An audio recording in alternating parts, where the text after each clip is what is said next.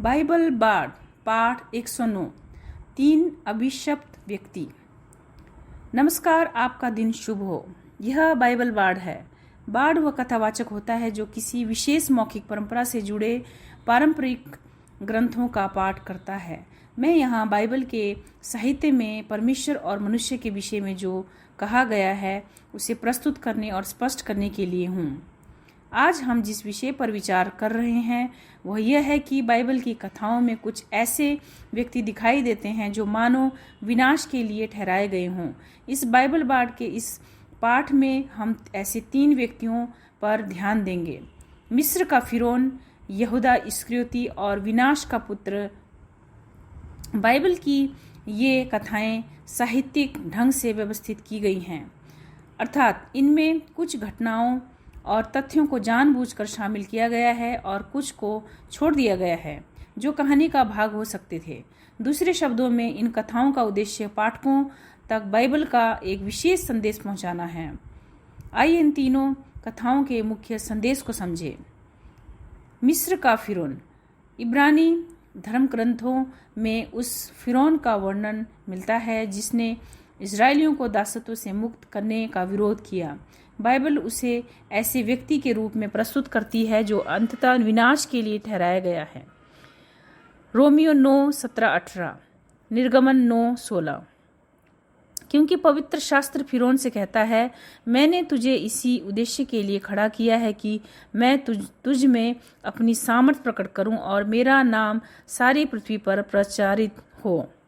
इसीलिए परमेश्वर जिस पर चाहता है दया करता है और जिसे चाहता है कठोर होने देता है। परमेश्वर ने फिरौन को अधिकार और सामर्थ के स्थान पर इसीलिए स्थापित किया ताकि उसके द्वारा अपनी शक्ति प्रकट करे। फिर भी इजरायलियों को मुक्त न करना फिरौन का अपना निर्णय था। इसी कारण वह दोषी ठहराया गया। फिरौन ने परमेश्वर की इस स्पष्ट आज्ञा का विरोध किया, मेरी प्रजा को जाने दे। दूसरा, यहूदा इस्करियोती जिसने मसीह को धोखा दिया। यूहन्ना 17:12, मत्ती 26:24। जब मैं उनके साथ संसार में था तब मैंने उन्हें तेरे नाम में सुरक्षित रखा। जिन्हें तूने मुझे दिया उनमें से कोई नाश नहीं हुआ, केवल विनाश का पुत्र, ताकि पवित्र शास्त्र पूरा हो। मनुष्य का पुत्र तो जैसा उसके विषय में लिखा है वैसा ही जाता है, परंतु धिक्कार है उस मनुष्य पर जिसके द्वारा मनुष्य का पुत्र पकड़वाया जाता है। यदि वह जन्मा ही ना होता तो उसके लिए अच्छा होता है। यहूदा का विनाश परमेश्वर को पहले से ज्ञात था, फिर भी अपने कर्म के लिए वह स्वयं नैतिक रूप से उत्तरदायी था। उसने अपनी इच्छा से यीशु मसीह को धोखा दिया, यद्यपि उसका कार्य परमेश्वर की योजना के अनुसार भी पूरा हुआ। यहूदा ने केवल किसी मनुष्य को नहीं बल्कि देहधारी परमेश्वर यीशु मसीह को धोखा दिया। तीसरा, पाप का मनुष्य, विनाश का पुत्र। दूसरा थिस्सलुनीकियों 2:3-12। कोई तुम्हें किसी प्रकार से धोखा ना दे, क्योंकि वह दिन तब तक नहीं आएगा जब तक पहले धर्म त्याग ना हो जाए और पाप का मनुष्य अर्थात विनाश का पुत्र प्रकट ना हो। वह हर उस वस्तु का विरोध करेगा और अपने आप को उससे ऊंचा ठहराएगा जिसे परमेश्वर कहा जाता है या जिसकी उपासना की जाती है। वो परमेश्वर के मंदिर में बैठकर अपने आप को ही परमेश्वर घोषित करेगा। तब वह दुष्ट प्रकट होगा जिसे प्रभु अपने मुख की सांस से नष्ट करेंगे और अपने आगमन की महिमा से उसका अंत करेंगे। विनाश का पुत्र का अर्थ है वह व्यक्ति जो विनाश के लिए नियत है। यह पाप का मनुष्य स्वयं को परमेश्वर घोषित करता है। इस कारण वह लूसीफर से भी अधिक घोर विद्रोही माना गया है, क्योंकि लूसीफर केवल परमेश्वर के समान बनना चाहता था, जबकि यह व्यक्ति स्वयं को ही परमेश्वर घोषित करता है। जब आप इन बाइबलीय कथाओं को पढ़ते या सुनते हैं तो वे आपके विवेक और मानवता को चुनौती देती हैं। इन तीनों व्यक्तियों के बारे में ऐसी जानकारी दी गई है कि जो उनके कार्यों को समझाती है।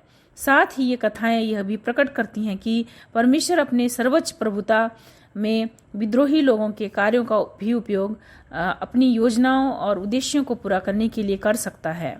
सारांश, इन तीन अभिशप्त व्यक्तियों की साहित्यिक कथाओं में हम देखते हैं कि उनके अभिषिक्त होने के कारण क्रमशः अधिक गंभीर होते जाते हैं।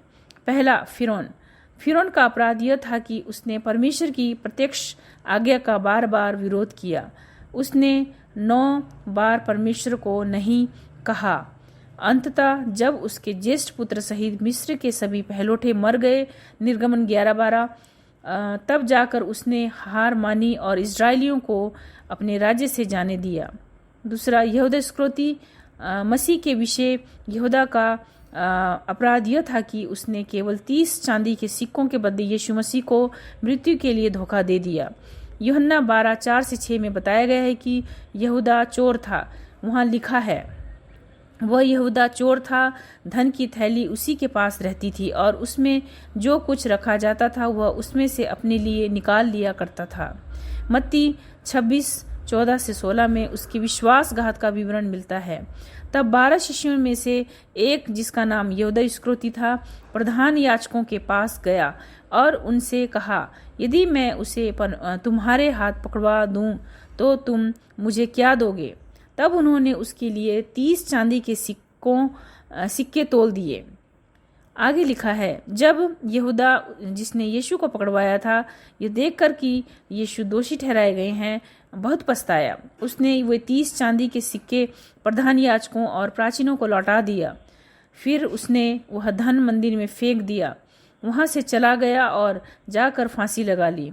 नए नियम के अनेक अन्य स्थानों में यीशु मसीह को परमेश्वर का पुत्र और देहधारी परमेश्वर के रूप में प्रस्तुत किया गया है। इस प्रकार यहूदा ने उस व्यक्ति के साथ विश्वासघात किया जिसे बाइबल संसार का उद्धार करने के लिए भेजा गया दिव्य उद्धारकर्ता और सबसे धर्मी मनुष्य के रूप में प्रस्तुत करती है। तीसरा, विनाश का पुत्र, पाप का मनुष्य। विनाश के पुत्र अधर्म के मनुष्य के विषय में लिखा है, वह विनाश का पुत्र है जो हर उस वस्तु का विरोध करता है जिसे परमेश्वर कहा जाता है या जिसकी उपासना की जाती है। वह स्वयं को परमेश्वर के मंदिर में बैठाकर अपने आप को परमेश्वर घोषित करता है। इस पाठ के अनुसार यह व्यक्ति बाइबल के सच्चे परमेश्वर का इनकार करता है और स्वयं को परमेश्वर घोषित करता है।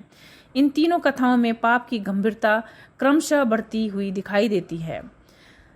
पहला, एक मनुष्य परमेश्वर की आज्ञा मानने से इनकार करता है और अभिषिक्त ठहरता है। दूसरा, एक मनुष्य धन के लिए परमेश्वर के देहधारी पुत्र यीशु मसीह के साथ विश्वासघात करता है और अभिषिक्त ठहरता है। तीसरा, अंत में एक मनुष्य स्वयं को परमेश्वर को घोषित करता है और बाइबल के परमेश्वर को शिक्षाओं और सिद्धांतों का विरोध करता है और अभिषिक्त ठहरता है। हम इससे क्या निष्कर्ष निकाल सकते हैं? बाइबल के अनुसार परमेश्वर की स्पष्ट आज्ञा का उल्लंघन करना विनाश की ओर ले जाता है। मानव जाति के उद्धार के लिए भेजे गए देहधारी परमेश्वर यीशु मसीह को अस्वीकार करना भी विनाश का कारण है। इसी प्रकार स्वयं को परमेश्वर के समान मानना या ऐसा आचरण करना तथा बाइबल के परमेश्वर के स्वरूप और उसकी इच्छा का विरोध करना भी विनाश का मार्ग माना गया है। निष्कर्ष, बाइबल बाड़ इसी प्रकार कार्य करता है। हमारी प्रस्तुतियां संक्षिप्त, स्पष्ट और विषय पर केंद्रित होती हैं। इनमें अनावश्यक बातें या विषयांतर नहीं होते। बाइबल बाड़ किसी विषय पर बाइबल की शिक्षाओं को प्रस्तुत करता है। मेरा उद्देश्य आपको किसी धर्म में परिवर्तित करना नहीं है। बाइबल बाड़ पॉडकास्ट केवल जानकारी प्रदान करने के लिए है। हम इस बात पर चर्चा करते हैं कि बाइबल का साहित्य वास्तव में क्या कहता है तथा उसमें कौन से विचार और सिद्धांत प्रस्तुत किए गए हैं, क्योंकि अधिकांश लोगों ने बाइबल की शिक्षाओं का गहराई से अध्ययन नहीं किया है। आप स्वयं निर्णय लें कि आप बाइबल की शिक्षाओं से सहमत हैं या असहमत। यदि आप बाइबल पॉडकास्ट का सहयोग करना चाहें तो पैट्रियन के माध्यम से सहायता कर सकते हैं। केवल $1 प्रति सप्ताह और $5 प्रति माह का योगदान भी पॉडकास्ट के खर्चों को पूरा करने में सहायक होता है। आप GoFundMe के माध्यम से भी सहयोग कर सकते हैं। बाइबल बाड़ स्वयं कोई वेतन नहीं लेता और समर्थकों द्वारा दिए गए आर्थिक सहयोग से व्यक्तिगत रूप से कोई लाभ प्राप्त नहीं करता। यदि आपके प्रश्न या सुझाव या टिप्पणियां हों तो कृपया biblebarus@gmail.com पर भेजें। आपके संदेश प्राप्त करके हमें प्रसन्नता होगी। संपर्क करें। बाइबल बाड़ की सामग्री को फॉलो करने तथा दूसरों तक और पहुंचाने के लिए आपका अग्रिम धन्यवाद। अमेजॉन, कैप्टिवेट, अंग्रेजी, चिचेवा, हिंदी, नेपाली, स्वाहिलिनी और स्पेनिश और Urdu, Instagram, iTunes, Rumble, SoundCloud, Spotify, TikTok, Tumblr, Twitter, YouTube पर संपर्क करें। धन्यवाद। आपका दिन शुभ रहे।